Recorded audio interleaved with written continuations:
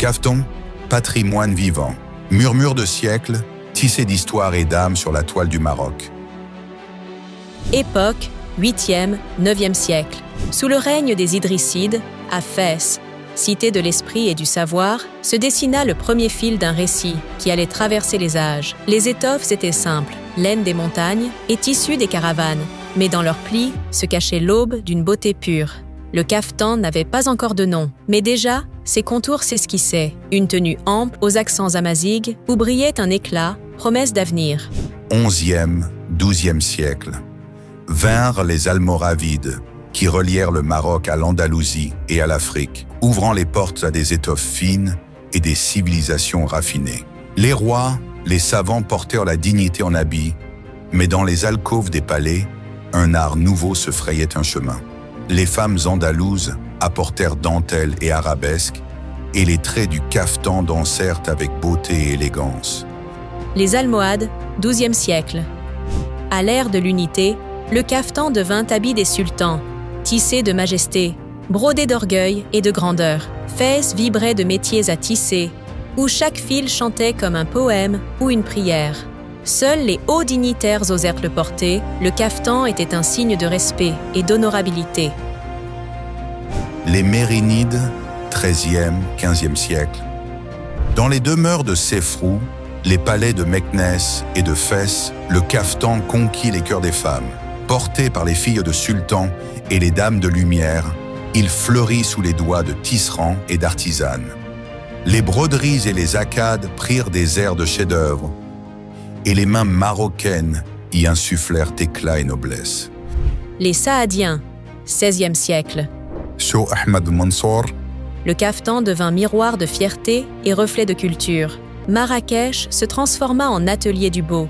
Les boutons, la mansouria, les ornements, chaque détail défiait l'imagination. Le caftan, de palais en ruelle, passa aux marchandes et aux citadines, mariant le souffle amazigh au raffinement andalou, dans un accord artistique sublime. Les Alaouites, 17e siècle, à nos jours. Porté dans les cérémonies, les noces et les salons du pouvoir, il incarnait le respect, la solennité et la fierté d'un royaume. Meknès, Rabat, Salé rejoignirent le récit, et le velours, le brocart, la soie y ajoutèrent sens et poésie.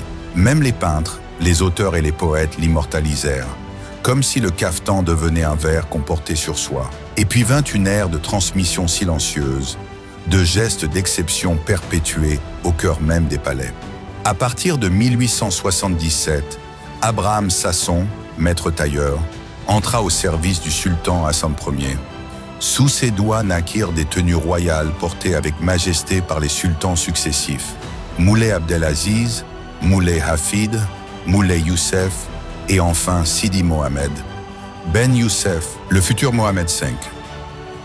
Son gendre, Haïm Botbol, prit la relève et pendant plus d'un siècle, les familles Sasson et Botbol, deux familles juives marocaines, furent les gardiens discrets du raffinement vestimentaire de la cour. 6 souverains, de Hassan Ier à Hassan II, portèrent des créations façonnées par ses mains de l'ombre, tissant ainsi un lien indélébile entre savoir-faire juif marocain et prestige de la dynastie alaouite. Le XXe siècle, entre tradition et révolution textile, le vent de la métamorphose souffla et les coups de maître bouillonnèrent entre tradition et modernité.